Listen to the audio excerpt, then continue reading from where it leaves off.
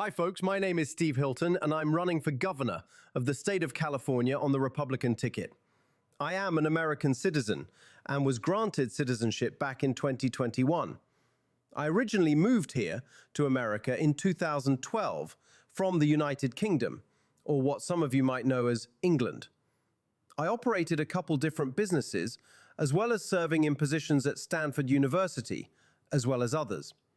I have a strong Labour background, born from my formative years in the UK, my education at Oxford, and serving with the Prime Minister's team of strategists. This state has been under the thumb of the Democrats, going back as far as Jerry Brown in his first go-round as Governor Moonbeam. He was a very idealistic little twit whose father, Pat Brown, ran California with an iron fist in the 50s and 60s, but that idealism soon wore off and he began the "I got to make a gazillion bucks" mindset that led to his owning a $40 million ranch in the gold country foothills. That's a far cry from him insisting on not staying at the governor's mansion to save the taxpayers some money and refusing the governor's limo, but instead using one of the many Plymouth Belvederes sitting in the state's resource lot. In his second go-round as governor, Jerry Brown was no idealistic person at all. His lieutenant governor was a bright-eyed kid who attended the Jesuit-driven Santa Clara University and had uncles with names like Getty, and that kid was Gavin Newsom. He is the nephew of long-term congressional representative and one-time Speaker of the House Nancy Pelosi. So Newsom's Democratic heritage in California goes way back, and he's been feeding from the public trough for his entire adult life. He cites being a businessman with several failed business ventures under his belt, all financed in one way or another with Getty money, I might add. None of them have actually made a buck, so to speak, and they appear to be more of a smokescreen to filter and launder nefarious funds from who knows where. In short, he's a real piece of work, and one who is certainly worthy of further investigation, in my humble opinion. Nowadays, the Democratic machine in California, with past members like Dianne Feinstein and Barbara Boxer, is a massive funds for the broke operation, quite similar to a famous Ponzi scheme.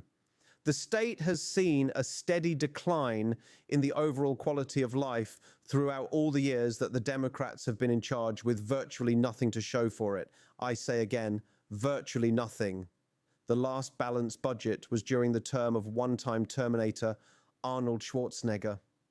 Cities like Los Angeles, Oakland, and San Francisco have suffered from rampant crime and open-air drug use, but these problems are certainly not exclusive to the big cities.